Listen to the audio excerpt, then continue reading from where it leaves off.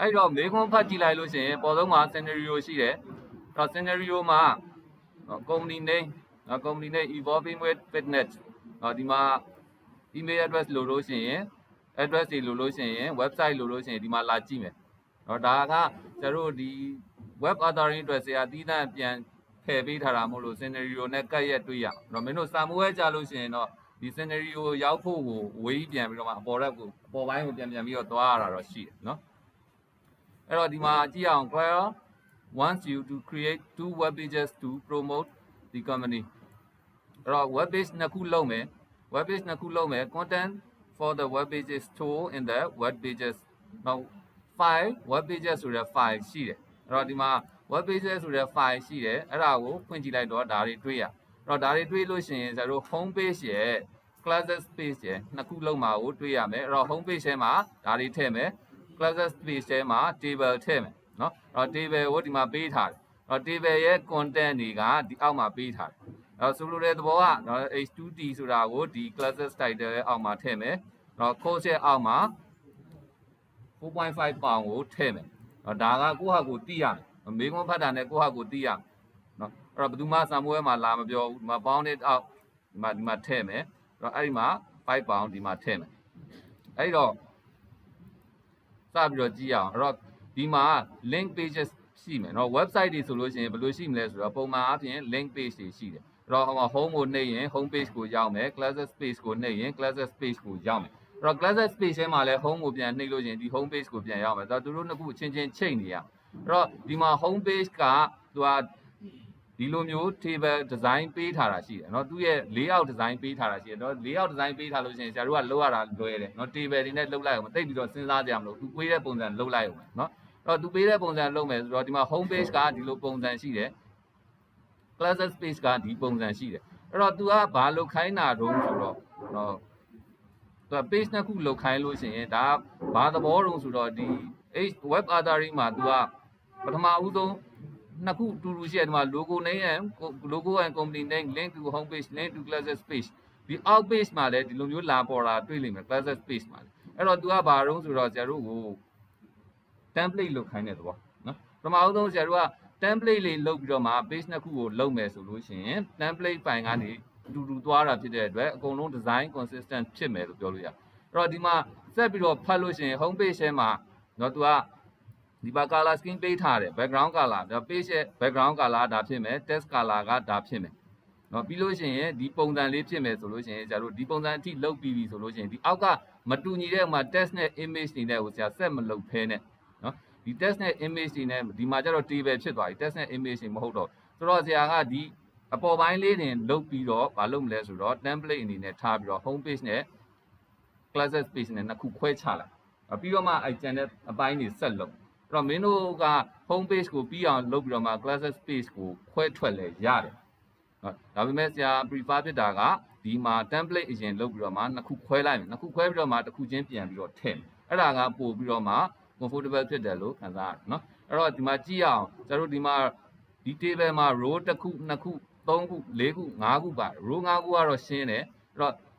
column ဘယ်နှခုခွဲရမလဲဆိုတဲ့နေရာမှာပြဿနာတက်နော်အဲ့တော့ဒီမှာ column 3ခုခွဲမယ် image 3ခုပါတဲ့အတွက် column 3ခုခွဲမယ်ဆိုလို့ရှိရင်အပေါ်က link to home page နဲ့ classes page ကနှစ်ခုပြန်ခွဲရတာခက်သွားတယ်နှစ်ခုပြန်ခွဲရတာခက်သွားတယ်ဆိုတော့သူတို့ကိုတစ်ခုတည်းပြန်ပြီးတော့မှပေါင်းပြီးတော့မှအထဲမှာ table ပြန်ပြီးတော့ထည့်လေရတယ်တော့ဒါပေမဲ့ဆရာအဲ့လိုမထည့်ချင်ဘူးဆိုတော့ဘယ်လိုလုပ်မလဲဆိုတော့6 column ထားလိုက်6 column ထားပြီးတော့မှဒီလိုပုံစံဖြစ်အောင်ချမယ်6 column ဖြစ်အောင်ထားလို့ရှိရင်ဒီ image ပိုင်းက2 column စီထားလို့ရမယ်ဒီ link တွေက3 column စီ merge လုပ်လို့ရဆိုတော့အဲ့ဒါဆိုလို့ရှိရင်ဆရာတို့က5 column 5 rows 6 column ထားလိုက်เนาะအဲ့တော့ Dreamweaver ကိုဖွင့်မယ်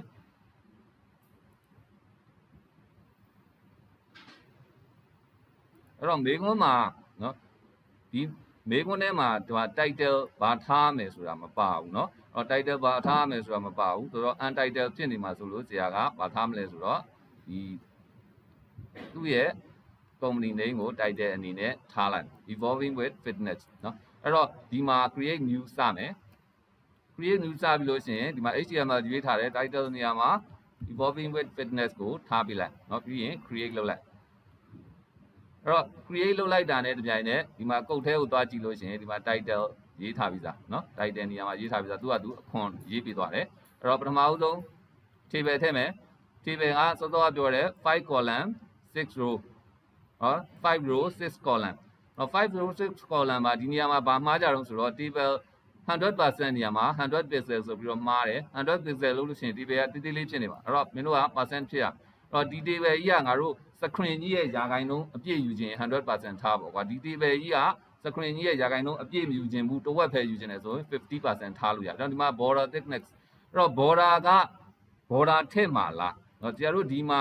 မေးခွန်းမှာပြန်ကြည့်လို့ရှိရင် border ပါစရာလိုသလားအဲ့တော့ဒီမှာ border ပါစရာတော့မလိုဘူးเนาะ table ကြီးဖြစ်နေမယ်ဒါပေမဲ့ table ကြီးကတိတာနေလို့လည်းမကောင်းဘာလို့ table ထည့်ရတာတုံးဆိုတော့ငါတို့ကဒီ screen ပေါ်မှာအကွက်တွေချခြင်းလို့ table ထည့်တာတော့အဲ့ table ကြီးက border ပါလဲရတယ်မပါလဲရတယ် border ကြီးပါနေလို့ရှိရင်တစ်ခါတလေရုပ်ဆိုးနိုင်เนาะမင်းတို့ website ကြီးက table border တွေပါနေရုပ်ဆိုးနိုင်တယ်ဆိုတော့ဒီမှာတစ်ခါတည်း border ကိုဖြုတ်ထားလဲရတယ် border thickness 0ပေးထားလဲရတယ်လောလောဆယ်တော့ကြာပြီးမှပြန်ပြီးတော့ဖြုတ်ပြမယ်เนาะပြီးမှပြန်ဖြုတ်ပြခြင်းတဲ့အတွက်ကြာဒီမှာ1 pixel ပေးထားလိုက်မယ်ပြီးရင် okay နေမယ်အဲ့တော့သူ့ထဲမှာမေးခွန်းထဲမှာပါတဲ့အတိုင်းဆက်ပြီးသွားမယ်အပေါ်ဆုံးရဲ့အောက်ဆုံးရဲ့က merge လုပ်တယ်အဲ့တော့အပေါ်ဆုံးနဲ့အောက်ဆုံးနဲ့ merge လုပ်အဲ့တော့ merge လုပ်လို့ရှိရင် table merge cell သူ့ရဲ့ညာဘက်မှာ control plus order plus m ဆိုတာရှိတယ်အဲ့တော့မင်းတို့ shortcut key နှိပ်လို့ရနော်မင်းတို့ shortcut key နှိပ်ပြီးတော့မှတန်းပြီးတော့မှ merge လုပ်လို့ရနော်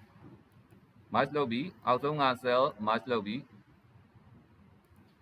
အဲ့တော့အပေါ်ဆုံးမှာကျတော့ဒုတိယမြောက်ကနှစ်ခုစီပဲရှိချင်နော်နှစ်ခုစီပဲရှိချင်တော့ဆရာကမလုပ်လဲ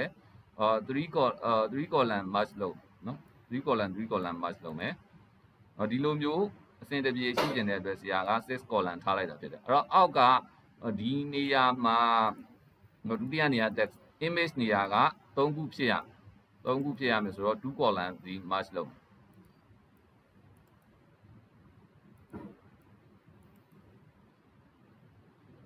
လို့ merge လုပ်လိုက်အဲ့တော့ဒီမှာ merge လုပ်လိုက်လို့ရှိရင်ဒီဘက်မှာ table အခွန်ကြီးရောက်သွားတယ်เนาะအဲ့တော့ merge လုပ်လိုက်တဲ့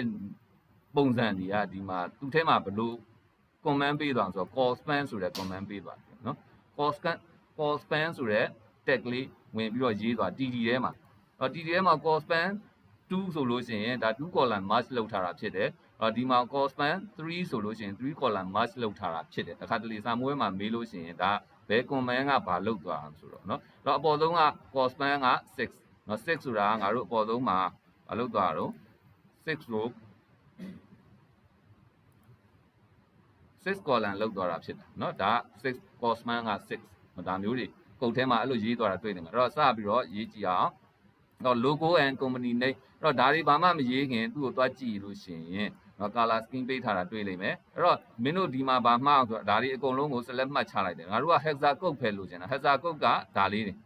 နော် hexa code ကို तू ကဘာပြန်ပြီးတော့ဘာသာပြန်ပေးထား hexa code ဆိုတာကဘာတုံးဆိုတော့ red green blue ကိုပြောထားတာနော်နှလုံးစီအဲ့တော့ red တန်ဖိုးက D7 အဲ့တော့ D7 ကို hexa decimal value အနေနဲ့တွက်လိုက်လို့ရှိရင်215ရနော်အဲ့တော့ BD က green နေရာမှာ RGB green က BD က189အဲ့တော့ဒီ hexa တွက်တဲ့တန်ဖိုးတွေကသူ့နည်းနဲ့သူရှိတယ်အမှငါတို့က hexadecimal ဆိုတာကဘာတုံးဆိုတော့ပြန်ပြီးတော့ပြောလို့ရှိရင်သူက base 16ဆိုတော့ D7 ကိုတွက်ချင်လို့ရှိရင်16 to the power 0နဲ့မြှောက်တယ် D ကိုကျတော့16 to the power 1နဲ့မြှောက်တယ်เนาะအဲ့ဒါနှစ်ခုကိုပေါင်းလိုက်တဲ့အချိန်မှာ215ရเนาะဒါကတော့အသေးစိတ်မပြောတော့ဘူးเนาะအဲ့တော့လောလောဆယ်ငါတို့ကဒီ value ပဲယူရမယ်ဒီ value ယူတဲ့နေရာမှာ space တွေမပါစေနဲ့ကိုယ့်အကူရိုက်ထည့်ရမှာเนาะစာမှုဝဲမှာမင်းတို့ကမေကွန်းစာရွက်ကြီးအနေနဲ့ရမှာဒီလို copy paste လုပ်လို့ရတဲ့ပုံစံလာမှာမဟုတ်ဘူးเนาะအဲ့တော့ background color အဲ့တော့ background color ကိုပြောင်းမယ်ဆိုလို့ရှိရင်ဒီ property မှာ page properties ရှိတယ်ဒါမှမဟုတ်လို့ရှိရင်သူ screen ပေါ်မှာ right click နှိပ်ပြီးတော့ page properties ကိုနှိပ်လို့လည်းရတယ်ဒါမှမဟုတ်လို့ရှိရင် file ကနေပြီးတော့ page properties ကိုတွားလို့လည်းရအဲ့တော့ background color နေရာမှာ paste လုပ်ချလိုက်လို့ရတယ်ဒါမှမဟုတ်လို့ရှိရင် background color ကိုထောက်ပြီးတော့ဒီနေရာမှာ paste လုပ်ချလည်းရနော်အဲ့တော့ okay နောက်ပြီးတော့ text color ကဒီပုံစံ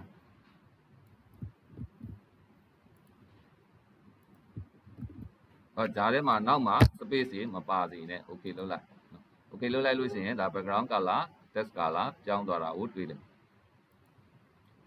အဲ့တော့ပထမအဦးဆုံး logo and company name logo and company name ဆိုတော့ logo ထည့်မယ်အဲ့တော့ logo ထည့်မယ်ဆိုတော့ကျွန်တော်တို့ image folder တွေကိုသွားကြည့်မယ်အဲ့တော့ logo ကစာမွေးမှာလကားနေရင်သူက automatic ပါလာမှာမဟုတ်ဘူးမင်းတို့ရဲ့ graphic section ထဲမှာမေးမှာနော် graphic section ထဲမှာမင်းတို့ပေးထားတဲ့ logo ကိုထည့်ရမယ်နော်အဲ့တော့ဒီမှာတော့ဆရာထည့်ထားပြီးသားဖြစ်တယ်အဲ့တော့ logo ကိုအလွယ်ထည့်တဲ့နည်းကကျွန်တော်တို့ဒီကနေပြီးတော့ insert လုပ်เสียမလိုဘဲနဲ့ဒီမှာလဲထည့်လို့ရတယ်အဲ့တော့အပေါ်ဆုံးမှာဆရာဒီမှာ logo and company name ဆိုတော့เนาะဒီနေရာမှာတကယ်တမ်းကကောင်းတာနှစ်ကွက်လောက်လိုက်ရင်လည်းကောင်းတယ်เนาะလောလောဆယ်တော့တစ်ကွက်ပဲလောက်လက်ထားလိုက်တော့အဲ့တော့အလွယ်ထည့်မယ်ဆိုလို့ရှိရင်ဆရာဒီ file ကိုမလုပ်လို့ရတော့ copy ကူးခဲ့လို့ရတယ်ဒီမှာ copy paste လုပ်လို့ရအဲ့တော့နောက်တစ်ခုပြောချင်တာကကျွန်တော်တို့ဒီ image folder တွေကိုသွားတယ် image folder တွေကိုသွားပြီးလို့ရှိရင် image တွေကိုလွယ်လွယ်ကူကူမြင်ရအောင်လို့ view မှာ extra large icon ဆိုတာရွေးတင်တယ် okay အဲ့တော့ view မှာ extra large icon ရွေးထားလိုက်အဲ့တော့မင်းတို့ဆက်ပြီးတော့အလုပ်လုပ်ရတာပို့ပြီးတော့ကောင်းတယ်အဲ့တော့ဒီမှာ logo ကို select မှတ်ပြီးဆရာ control C နှိပ်ခဲ့ပြီပြီးတော့ဒီနေရာမှာထည့်မယ်ဒီနေရာမှာထည့်မယ်ဆိုတော့ control V နှိပ်လိုက်နော်အဲ့တော့ logo ကိုတဲ့ဒီကပတ်ပြောင်းမှလာတဲ့เนาะဒီ logo ကိုဆရာတို့ copy paste လုပ်တဲ့အတွက်ဒီ message ပေးတယ်เนาะအဲ့တော့ to make a document relative path ဆိုတာဒါဘာမှအရေးမကြီးဘူး okay လို့ပဲပြောလိုက်လို့ရတယ်เนาะအဲ့တော့ဒီ logo ကအကြီးမဖြစ်ရဘူးမင်းတို့ထဲမှာတခါတလေဒီဟိုတနေ့ကမနေ့ကလောက်တော့အပြည့်ယူထားတာဒါမျိုးတွေလောက်ထားတွေ့ရเนาะဒါမျိုးမလောက်ရဘူး logo ကတိတိလေးပဲဖြစ်ရ logo ကတိတိလေးပဲဖြစ်ရမယ်ခက်တိတိပဲဖြစ်တဲ့เนาะ okay အဲ့တော့ဒါတင်းလျော်တစ်လောက်ပေါ့နော်တင်းလျော်တစ်လောက်သေးလိုက်အဲ့တော့ပြီးလို့ရှိရင်ဒီ screen ကြီးကဒီတခြား table တွေကရွေ့သွားတာတွေ့နေမယ်เนาะအဲ့တော့ကျန်တဲ့နေရာမှာဆရာတို့က double click နှိပ်လို့ရတယ်ဒီ line နှစ် line ကြားမှာ double click နှိပ်လိုက်เนาะ screen ကသူ့အတူပြန်ပြီးတော့ညှိသွားတာတွေ့လိုက်เนาะအဲ့တော့ဒီမှာပြီးလို့ရှိရင်ဗာထည့်ရမလဲ company name က evolving with fitness တော့ဒီ company name ထည့်မယ် evolving with fitness ထည့်အဲ့တော့သူ့ကိုဗာပြောင်းခိုင်းတာရှိတော့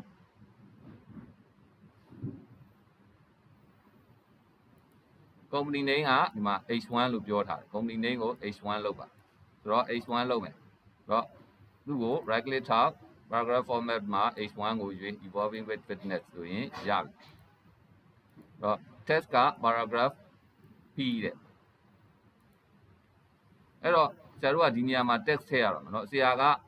အဲ့ဒါမထည့်ချင်သေးဘူးเนาะဆရာဒီအပေါ်ပိုင်းလေးပဲလုပ်ချင်တာဒီအပေါ်ပိုင်းပဲလုပ်ချင်တာဆိုတော့ဒီအပေါ်ပိုင်းကိုအရင်သွားပြီးတော့မှ template လုပ်မယ်တော့ဒီမှာ logo နဲ့ company name ပြီးသွားပြီဆိုလို့ရှိရင်ကျွန်တော်တို့ဒီမှာ home ရဲ့ဘာရထည့်မလဲ classes ရဲ့ page နှစ်ခုထည့်ရနော် link to home page ရဲ့ link to classes page အဲ့တော့ link to ဆိုတာလည်းရေးမထည့်ရဘူးနောက်က page ဆိုတာလည်းရေးမထည့်ရဘူးမင်းတို့ဘာဖြစ်ရမလဲဆိုတော့အထက်မှာ home ရဲ့ classes ဆိုရဲ့စာသားနှစ်ခုပဲရှိရဒါကိုပဲ link လုပ်ရနော်အဲ့တော့ classes page ငါဘာ page ဖြစ်ပါတယ်ဆိုတဲ့ page ပုံစံမထည့်ရအောင်เนาะ home ရဲ့ classes ရဲ့ဒါပဲထည့်အဲ့တော့ဒီမှာ home ထည့်မယ်ဒီမှာ classes ထည့်အဲ့တော့ဒီနှစ်ခုကိုcenter align လုပ်အဲ့တော့ဒီမှာ center align လုပ်တဲ့အချိန်မှာတခါတလေကျတော့အကုန်လုံး like ဖြစ်ပြီးတော့ဖြစ်သွားတာမျိုးတွေ့အဲ့တော့အကုန်လုံး like ဖြစ်လို့ရှိရင်တမျိုးဆရာဒီမှာ select မှတ်ပြီးတော့လုပ်ကြည့်မယ်မရဘူးအဲ့ဒါပြဿနာရှိတယ်ဆိုတော့ Dreamweaver မှာဘယ်လိုပြဿနာဖြစ်တုံးဆိုတော့အကုန်လုံးကို center လောက်သွားတာမျိုးတွေရှိတယ်ကိုမလိုချင်တာတွေเนาะအဲ့ဒါကျတော့ကုတ်ထဲမှာ like ရှင်းရတာမျိုးအဲ့တော့ဒီမှာဒီလိုမျိုး center ဖြစ်သွားတယ်ဆိုဘာလို့ center ဖြစ်သွားတာတော့เนาะဒီကောင်မှာဘာလို့ center ဖြစ်သွားဆရာတို့တစ်ချက်ရှင်းကြည့်အောင်เนาะအဲ့တော့ဘာလို့ center ဖြစ်သွားဆိုတော့ text align ညီမျှခြင်း center ဖြစ်သွားအဲ့ဒီတော့ဘယ်ထဲမှာ text align ညီမျှခြင်း center ဖြစ်သွားအဲ့တော့ဒါကိုဆရာလိုက်မစစ်တော့ဆရာ control Z နှိပ်လိုက်မယ်အဲ့တော့ဒီကောင် home ရဲ့ home နဲ့ကိုသွားကြည့်မယ် home ကို select မှတ်ပြီးတော့ကုတ်သွားကြည့်မယ်ဒါဆိုရင် home td colon span ဆိုတော့ဒီနေရာမှာဒါက home ရဲ့ table data ဖြစ်တယ် home ရဲ့ table data ဖြစ်တယ်အဲ့တော့ home ထဲမှာသွားပြီးတော့ရေးကြည့်အောင်နော် home ထဲမှာနော်ဘုဒ္ဓတာပေါ့ဒီမှာရေးကြည့်အောင်နော်ဆရာ text align center ကိုရေးချင်တယ်တော့ STYLE style ညာချင်းဒါပဲကုန်းနဲ့ text dash align column center တိုင်းထည့်ကြည့်အောင် ဒီတိုင်းထည့်ပြီးတော့သွားကြည့်ဒါဆိုလို့ရှိရင် home တစ်ခုတည်းပဲ center ဖြစ်သွားတာတွေ့တယ်ရလားနော်အဲ့ဒါကမင်းတို့ဘာကြောင့်မလို့ HTML စာပိုင်းမှာသင်ပေးရတော့ဆိုဒါကြောင့်မလို့နော်အဲ့တော့ငါတို့ HTML မှာ CSS inline style အနေနဲ့ဒီတိုင်းလေးထည့်လို့ရ style ညီမျှချင်းဆိုပြီးတော့ text align center ထည့်လို့ရအဲ့တော့ဒါကိုဆရာ copy ကူးလိုက်မယ် copy ကူးပြီးလို့ရှိရင်ဒီ design မှာငါ classes ကိုတွားပြီးတော့ select မှတ်အဲ့တော့ဒီမှာ split ကိုအနေနဲ့ split အနေနဲ့ကြည့်လို့ရှိရင်ရောဒီ classes ကို select မှတ်လိုက်တာလေဒီမှာ classes ပေါ်လာအဲ့တော့ဒီနေရာမှာ classes ရဲ့ table data ထဲမှာဆရာကဒီ style ကိုတွားပြီးတော့ထည့်လိုက်နော်စောစောအကောင်ကိုပဲ copy ကူးလိုက်တယ်ဒီထဲမှာတွားပြီးတော့ထည့်လိုက်သူထဲမှာပြီးတန့်သွားပြီးတော့ရေးခြင်းအပြင်နော်လိုအပ်တဲ့ပုံစံရတယ်နော်ဒီမှာ home ကခလဲကောင်ရောက်သွားတယ် classes ကခလဲကောင်ရောက်သွားတယ်ဒီကောင်နေခလဲကောင်မဖြစ်တော့နော်ဒါပြီးတန့်ရေးပေးတာနော်တခါတလေကျတော့မင်းတို့ဒီတိုင်းလုပ်လဲရတယ်ဝင်ရေးစရာမလိုတခါတလေကျတော့မရဘူး green wave ကကုတ်တွေကြောင်းတယ်ကုတ်တွေကြောင်းလို့ရှိရင်ဒီလိုမျိုးပြင်တတ်လို့ရှိရင်ပို့ပြီးတော့ကောင်းတယ် okay အဲ့ဒီတော့ဒီနေရာမှာဆရာတို့ဗာပြီးသွားရုံဆိုတော့ဒီ home page နဲ့ classes page အတွက်template ပြီးသွားတယ် template ပြီးသွားလို့ရှိရင်ငါတို့က page နှစ်ခုခွဲလို့ရတယ်ကျန်တာမှကျန်တဲ့ကိစ္စကိုဆရာ home page ထဲမှာ set လုပ်မယ် classes page ထဲမှာ set လုပ်မယ်ဆိုတော့ဒီနေရာမှာဆရာ save လုပ်လို့ရပြီ save လုပ်မယ်အဲ့တော့ save လုပ်ခင်သူကဘာအနေနဲ့သိမ်းခိုင်းတာတော့ဆိုတော့ save web pages home လို့ပြီးတော့သိမ်းခိုင်းတာတခါတလေကျ index ဆိုပြီးတော့သိမ်းခိုင်းတာရှိရ home page ကိုเนาะအဲ့တော့ဒီနေရာသွား check เนาะဘယ် file name အနေနဲ့သိမ်းခိုင်းတာဒီနေရာမှာတော့ home အနေနဲ့သိမ်းခိုင်းတယ်အဲ့တော့သူကသိမ်းမယ် home ဆိုပြီးတော့သိမ်းလိုက်မယ် save အဲ့တော့အကြီးတွေနဲ့သိမ်းခိုင်းတယ်เนาะ home ပြီးတော့ .html ရေးကြမလို့ဒါတို့ကစပြီးတော့ new ခေါ်ကြရတာ html file မှာလို့ပြောပြီးသား Dreamweaver ပါဆိုတော့ home ဆိုပဲပေးလိုက်မယ်ဒီမှာ save တော့ save လုပ်လိုက်တာဒီမှာ home.html ဆိုပြီးတော့ဖြစ်သွားပြီအဲ့တော့ဒီနေရာမှာဆက်ပြီးတော့နောက်တစ်ခုဆက်ပြီးတော့လုပ်မှာဆရာကဘာလုပ်မှာလဲ save as ဆိုပြီးတော့မှနောက်တစ်ခု classes ဆိုတဲ့ page ထပ်ပြီးတော့လုပ်ခိုင်းတာသူက page နှစ်ခုလုပ်ခိုင်းတာဒီနေရာမှာဆရာနှစ်ခုခွဲလိုက်ပြီး save နော် classes ဆိုပြီးတော့လုပ်လိုက်အဲ့တော့ဒီမှာဆရာ home တစ်ခုရပြီ classes တစ်ခုရပြီเนาะသဘောတရားအားဖြင့်သူကအတူတူပဲဘာလို့ဆိုတော့ template တစ်ခုတည်းမလို့ file နှစ် file ဖြစ်သွားပြီ file နှစ် file ဖြစ်သွားရင်ဟာ home page ကိုထည့်လို့ရပြီ classes page ကိုလည်းလိုအပ်တာတွေထည့်လို့ရတယ်အဲ့တော့ home page ကိုလိုအပ်တာတွေထည့်တော့တော့ home page ကပြန်ပြီးတော့ကြည့်အောင်ဒီနေရာမှာ text သူကဒါကို merge လုပ်ထားတာဖြစ်တယ်အဲ့တော့သူ့ကို merge လုပ်လိုက်မယ် text ထည့်မယ်အဲ့တော့ home အတွက် text ကဘာတွေထည့်ရမလဲဆိုတော့ဒါတွေထည့်ရနော် do 1ဆိုတဲ့ဟာထည့်မယ်အဲ့တော့ control C လုပ်ခဲ့ပြီ control V လုပ်ခဲ့အဲ့တော့ဒါကိုမင်းတို့သဘောပဲဒါ center align လုပ်ချင်သလားဘယ်လိုပဲ align လုပ်လို့ပေါ့နော် center align လုပ်လဲရတယ်ဒီတိုင်းထားခဲ့လဲရဒီတိုင်းထားခဲ့မယ်နော်လောလောဆယ်တော့အဲ့တော့ဒီမှာပုံတွေထည့်မယ်အဲ့တော့ပုံတွေမှာသူက3 appropriate image 250 pixel เนาะ3 appropriate image ထည့်မယ်ဆိုတော့စောစောကလိုပဲ copy paste နဲ့ထည့်လို့ရတယ်အဲ့တော့ဒီမှာ appropriate image ဖြစ်တဲ့အတွက်အားတို့က evolving with fitness เนาะအဲ့တော့ fitness ဖြစ်တဲ့အတွက်ဒီ image 1ထည့်လို့ရသလားဒီ image 1ထည့်လို့ရှိရင်မင်းတို့အမှတ်မရမင်းတို့သင့်လျော်တဲ့ပုံမဟုတ်တဲ့အတွက်เนาะ fitness မဆိုင်တဲ့အတွက် fitness နဲ့မဆိုင်ဘူးဆိုရင်ဒီပုံကိုသွားထည့်ရင်မင်းတို့အမှတ်မရဘူးကြံတဲ့ပုံတွေကုန်ထည့်လို့ရเนาะအဲ့တော့ဒီပုံကို copy လုပ်မယ် paste လုပ်မယ်ဒီမှာ250ရိုက်ထည့်မယ်250ရိုက်ထည့်အဲ့တော့ပျောက်သွားလို့ရှိရင်တစ်ခု line တစ်ခုကြားမှာဆရာ double click နှိပ်လိုက်မယ်နောက်တစ်ခုဆက်ထည့်မယ်ပုံထည့်မယ်250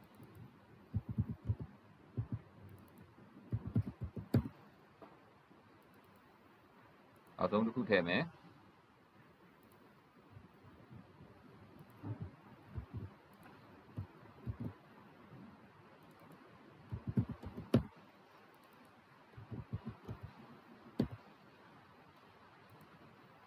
အဲ့တော့ပုံတွေကသူက appropriate spacing ဖြစ်ပြီးသားအဲ့တော့သူတို့ကို center alignment လုပ်ချင်လဲရတယ်အဲ့တော့စောစောကလိုပဲဖြစ်သွားပြီနော် center align လုပ်လို့ရှိရင်အကုန်လုံးဖြစ်သွားတယ်အကုန်လုံးဖြစ်သွားလဲအေးတော့ပဲထားခဲ့လဲရတယ်ကိစ္စမရှိဘူးနော်အပေါ်ဆုံးမှာဆရာသူဒီအပေါ်ဆုံးကဒီ logo ကိုဘယ်ဘက်မှာကြံခဲ့စေခြင်းတဲ့အတွက်နော် logo တစ်ခုတည်းသွားပြောင်းခဲ့လဲရတယ်နော်အဲ့တော့ထားလိုက်ပါတော့ကဲထားလိုက်မယ် center ကြီးလှုပ်လိုက်တော့မရှုပ်ဘူး okay အဲ့ဒီတော့ဗာကြံသေးတော့အောက်ဆုံးမှာ for more information email us at နော် email address ဆိုပြီးတော့ပေးထားတာရှိတယ်အဲ့တော့ဒီနေရာမှာမင်းတို့က for more information နေရာမှာဗာသွားပြီးတော့ယူဆတော့ဆိုတော့ information တွေထည့်ရတော့မယ်ဆိုပြီးတော့ဒီဟာတွေသွားပြီးတော့ကူးတာဒါတွေသွားပြီးတော့ကူးတာမဟုတ်ဘူးနော် for more information ဆိုတာ for more information ပဲ email address လေးပဲသွားပြီးတော့ပြောင်းအောင်နော်အဲ့တော့ဒီ for more information email address ကို copy ကူးလိုက်မယ်အောက်ဆုံးမှာထည့်မယ်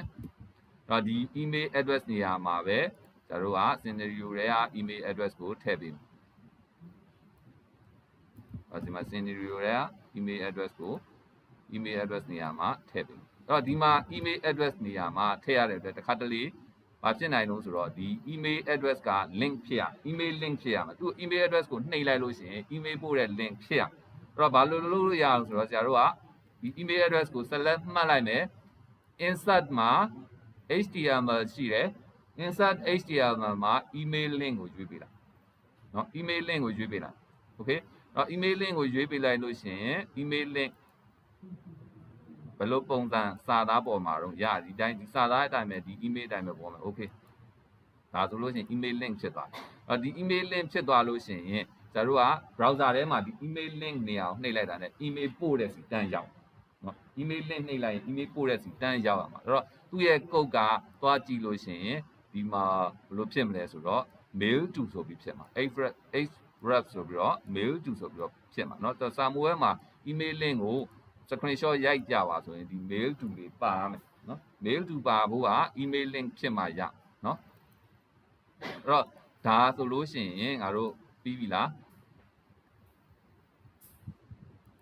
3 appropriate image ပါသွားပြီเนาะ home အနေနဲ့သိမ်းပြီးပြီငါတို့နောက်ဆုံးမှာဒီ link တွေမချိတ်ရသေးတာပဲရှိတယ်ဒီ link တွေကလည်းစကြရချိတ်ထားလို့ရတယ်အဲ့တော့ခုကြရချိတ်လို့ရပါပြီဆရာချိတ်ပြမယ်เนาะအဲ့တော့ဒီမှာဆရာဘာလုပ်မလဲဆိုတော့ save လုပ်လိုက်မယ်လောလောဆယ် save လုပ်မယ်ဒီ link တွေထည့်တော့မယ် home ရယ် classes ဒီ link တွေကိုဘယ်လိုချိတ်မလဲဆိုတော့ဒီ home ကိုရွေးမယ် select မှတ်မယ် make link လုပ်မယ်အဲ့တော့ home က home.html ကိုထောက်ပြရမယ်ဒါ home link နဲ့เนาะ home ကိုနှိပ်ရင်ဒီ home.html ကိုဖွင့်မယ်ဆိုတာ home link okay နှိပ်လိုက်ဒါဆိုရင် home link ဖြစ်သွားနောက်တစ်ခုက classes ကိုဒီမှာအောက်ထဲမှာသွားပြီးတော့ link လုပ်လို့လည်းရเนาะအဲ့တော့ဒီမှာအောက်မှာ html ရယ် css ရယ်နှစ်ခုရှိရ html ထဲမှာဒီမှာ link ဆိုပြီးတော့ရှိ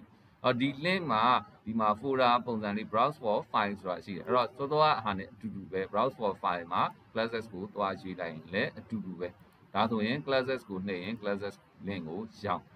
နော် okay အဲ့တော့ link လုပ်တဲ့နေရာမှာဘာမှားတာဆိုတော့မင်းတို့ကဒီ home မှာပဲလုပ်တယ်ဟောဒီ classes page မှာမလုပ်ခဲ့ဘူးအဲ့ဒါမှားတယ်နော်ဒီ home မှာလည်း classes page မှာလည်းသွားပြီးတော့လုပ်ရမယ် classes page မှာတစ်ခါပြန်လုပ်ရမယ်အဲ့တော့နှစ်ခါလုပ်ရတယ်ပေါ့နော် classes page မှာ home ကို home နဲ့ထောက်တယ် classes ကို make link လုပ်ပြီးတော့ classes နဲ့ထောက် okay အဲ့တော့ဒါဆိုလို့ရှိရင်ကျတို့သွားကြည့်အောင် Mozilla Firefox နဲ့သွားကြည့်အောင် save လုပ်မှာလားဆိုတော့ yes เนาะအဲ့တော့ဒီ link တစ်ခုကချိတ်သွားတယ်ဒီမှာကြာ home ကိုနှိပ်ရင် home ကိုရောက်တယ် classes ကိုဒီမှာ link မဖြစ်သေးဘူးဘာလို့ဒီမှာ link မဖြစ်သေးအောင်ဆရာက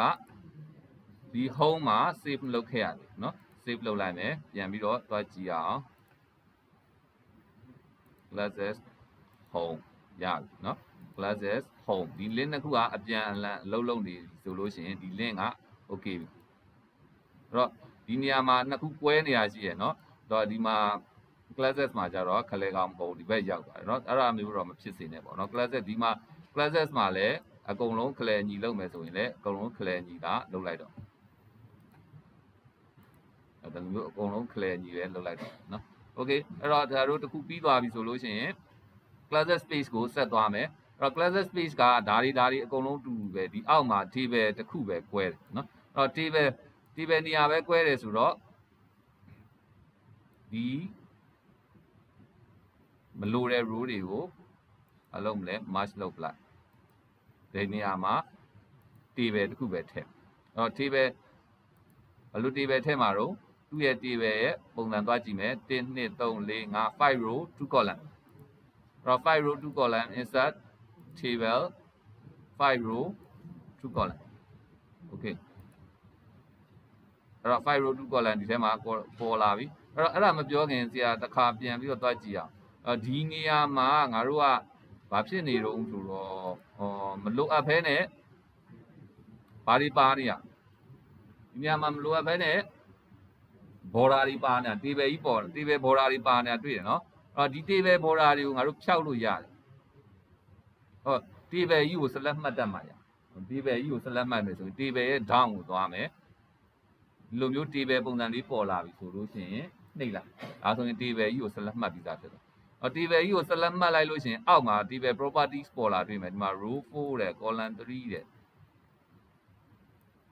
နော် width 100%နော်ဒီမှာ border 1ဖြစ်နေတာတွေ့အဲ့တော့ border 1ကိုငါတို့က0ထားလိုက်လို့ရတယ် border ဖြောက်ချင်လို့ရှိရင် border 0ထားလိုက် enter ခေါက်လိုက်အဲဆိုရင် border မရှိတော့ရင်ဘယ်လိုပေါ်လာတော့သွားကြည့်ရအောင်အပြင်ဘက်က border ကြီးမရှိတော့အဲ့တော့ငါက home ကိုမလုပ်ဘဲနဲ့ဟိုသွားလာတော့ home ကိုလုပ်မယ်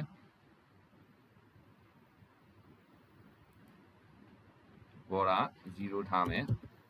okay yes တော့ဒါဆိုလို့ရှိရင် table border တွေကြောက်တယ်ဒါဆိုရင် website ပုံစံပေါ်လာပြီပေါ့နော် table border တွေပေါ်နေလို့ရှိရင်တကယ် website ပုံစံတော့မဟုတ်ဘူး okay တော့ class ရဲ့ home ရဲ့နှစ်ခုဖြစ်သွားတယ် okay အဲ့တော့ home ထဲမှာရှိတဲ့သူ့ကို copy လုပ်ပြီးတော့ class ထဲကိုသွားထားမယ်တော့အောက်ဆုံးက row ဒါကတူတူပဲ image အဲ့တော့ဆက်ပြီးတော့ထည့်ရတော့မယ် table ကတော့ cardio class information နဲ့အော်ဒီနေရာမှာကိုယ်တိုင်ရိုက်ထည့်ရတော့မှာဒါတော့နည်းနည်းပြင်းသွားပြီလုပ်ပြအောင်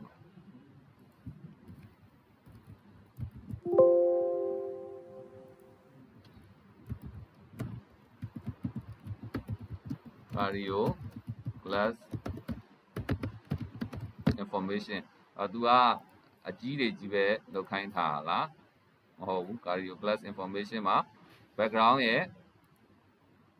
background ကခရမ်းရအဲ့တော့ background color ကိုခရမ်းအရင်ပေးလိုက်မယ် text ကဖြူရောင်ဖြစ်သွားပြီ text ကိုဖြူရောင်ပေးလိုက်မယ်အဲ့တော့ကျန်တာကတော့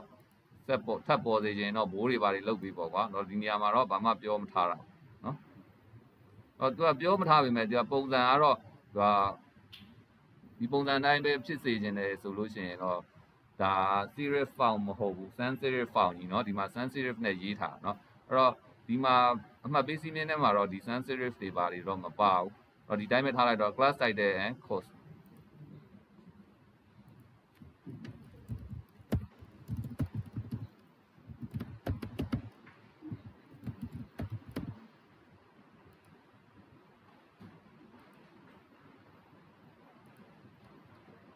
H2D bounded out step 8000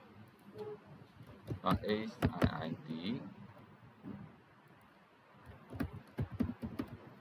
bounded out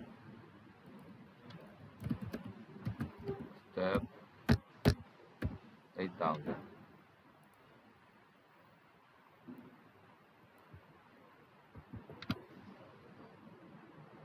ပေါင်း 4.5 ရဲ့ 5 ရဲ့ 6 ရဲ့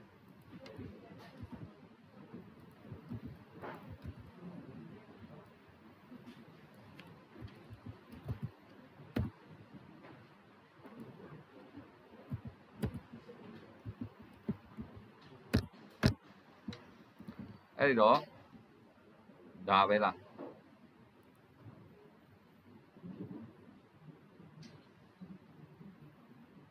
Classes space အဲ့တော့ပြန်ပြီးတော့သွားကြည့်အောင် home နဲ့ classes နဲ့ file နှစ်ခုဖြစ်သွားတဲ့အတွက်မင်းတို့က save လုပ်ဖို့ကမမေ့နဲ့နှစ်ခုစလုံး save လုပ်ဖို့ကမမေ့နဲ့เนาะ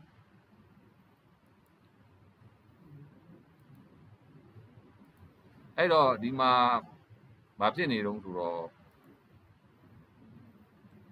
အောက်က table ကြီးကတအားကြီးနေတယ်เนาะတော့ table ကိုငါတို့ဘယ်လိုသေးလို့ရတော့table ကိုသေးကျင်တယ်ဆိုလို့ရှိရင်စောစောကလိုပဲဒီ table ရဲ့နေရာကိုသွားထောင်မယ်ဒီမှာ width 100% ဖြစ်နေတာကို 50% လောက်ထားကြည့်အောင်နော် 50% ထားလိုက်မယ်save လုပ်မယ် တော့ဘယ်တော့ဘာလို့ခလေကောင်မဖြစ်တာဒီမှာခလေကောင်တော့ဖြစ်နေတယ်เนาะဒီမှာတော့ခလေကောင်ဖြစ်နေတယ်โอเค save ဒီမှာတော့မဖြစ်ပြန်ဘူးဒီမှာဖြစ်နေလို့ရှိရင်တော့ရှင်းရတယ်ဒီဘက်မှာ live view မှာမဖြစ်ဘူးအဲ့တော့ငါတို့ဘာလုပ်လို့ရအောင်ဒီ table ကို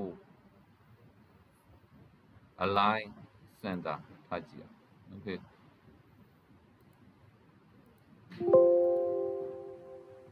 ဖြစ်သွားပြီเนาะဒါကခလေကောင်တော့ဖြစ်သွားပြီအဲ့တော့ဒီကောင်ကပုံစံကျသလားဆိုတော့ဒီပုံစံတော့တိတ်မကြဘူးဒီမှာ home နဲ့ class နဲ့ကတအားကွာလုံးအားကြီးနေတာတွေ့ရ home နဲ့ class နဲ့ကတအားကွာလုံးအားကြီးနေဒါပေမဲ့စာမွေးမှာအမှတ်လျှော့သလားဆိုတော့မလျှော့ပါဘူးเนาะမင်းတို့အပြင်ဘက်မှာကိုယ့်အကိုဒီဇိုင်းလှလှလေးလုပ်ချင်ရင်တော့မကောင်းဘူးပေါ့เนาะ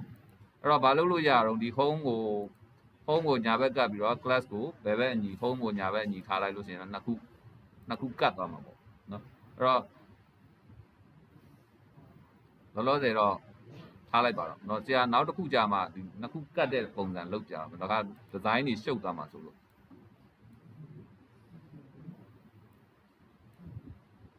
အဲ့တော့ဒါဆိုရင်ပြီးပြီလား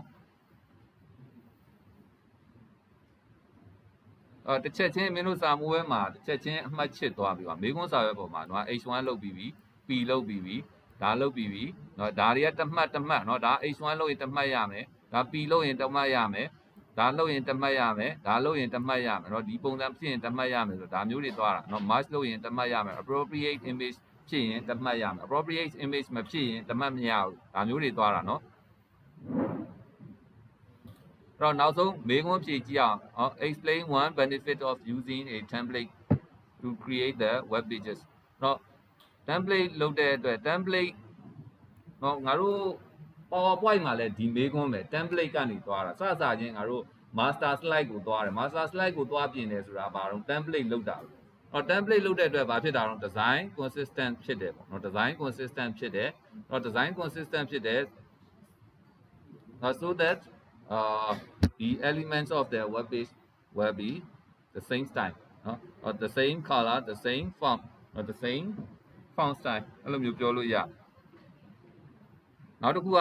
one improvement you would make to the web pages အဲ့တော့ဒီ web pages တွေကိုဘယ်လို improvement လုပ်မလဲเนาะ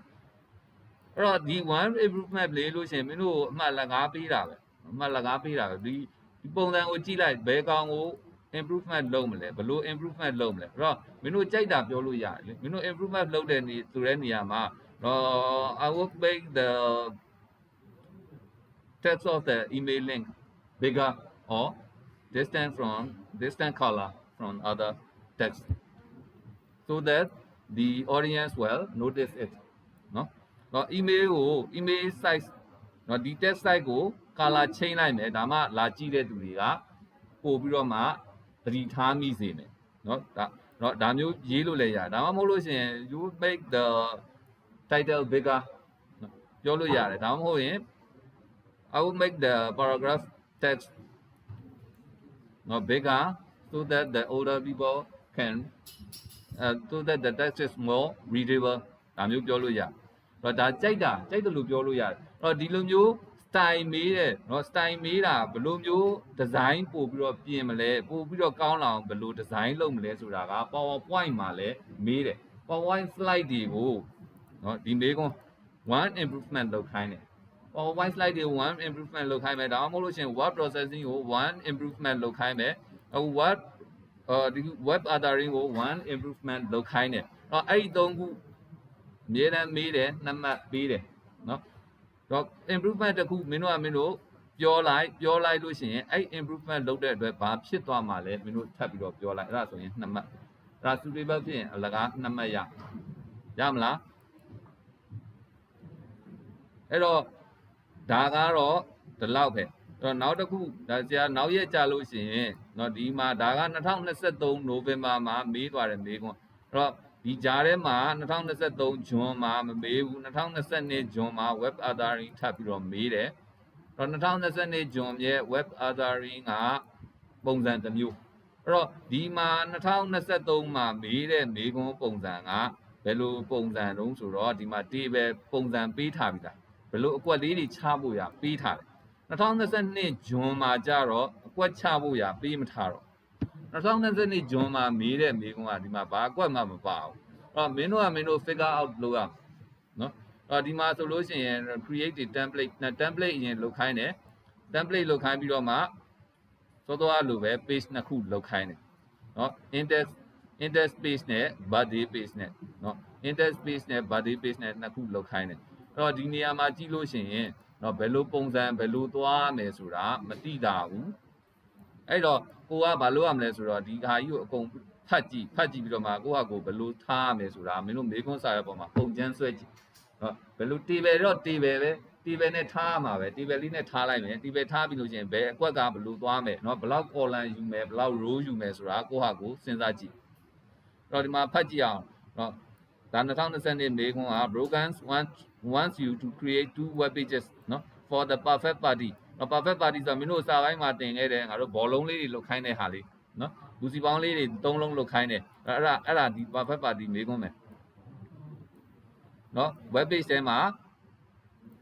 လိုအပ်တာတွေထားတယ်အဲ့တော့ကြည့်အောင် web page ကဒီလိုပုံစံလေးအဲ့တော့ web page ကိုဖတ်ကြည့်လိုက်လို့ရှိရင်ဒီမှာ home pages ရယ် birthday pages ရယ်2မျိုးရှိတယ်အဲ့တော့ဒီထဲမှာမှထပ်ပြီးတော့မြင်ရတာစာသားရယ် table ရယ်ပါ information for the table ဆိုပြီးတော့ပါတယ်အဲ့တော့ငါတို့ကဒီ home page ထဲမှာ table ပါတယ် birthday page ထဲမှာ table မပါဘူးအဲ့တော့ဒီမှာ template လုပ်ခိုင်းတယ် template ထဲမှာ logo ပါမယ် is party time ဆိုတဲ့စာသားပါမယ်အော် navigation bar link တစ်ခုပါမယ်အရင်စောစောအတိုင်းပဲเนาะ logo နဲ့စာသား is party time ဆိုတဲ့စာသားနဲ့ page အတွက် link နှစ်ခုနဲ့ပါတယ်အဲ့ link နှစ်ခုရဲ့နောက်မှာ page title နဲ့ပါမယ် background color နဲ့ text color နဲ့ပါအဲ့တော့ငါတို့ကဒီတိုင်း template တစ်ခုဖန်တီးပြီးတော့မှ home နဲ့ birthday page နဲ့နှစ်ခုလုပ်မယ်အဲ့တော့ home အနေနဲ့မသိဘူးဒီနေရာမှာကျတော့ home page ကို index အနေနဲ့သိမ်းခိုင်းတာ home page ကို home page အနေနဲ့မသိမ်းနဲ့ index ဆိုတဲ့အနေနဲ့သိမ်းခိုင်းတာဖြစ်တယ်အဲ့တော့အဲ့ဒါကတော့နောက်ရက်ကြမှာဇာတို့ဆက်ကြပါလို့နောက်ရက်ကြလို့ရှိရင်မင်းတို့မပြီးသေးတဲ့ဟာကိုမပြီးသေးတဲ့သူတွေကဒါဆက်လုပ်မယ်ပြီးသွားတဲ့သူတွေက2020ဂျွန်မေးခွန်းစမ်းကြည့်မယ်နော်โอเคအဲ့တော့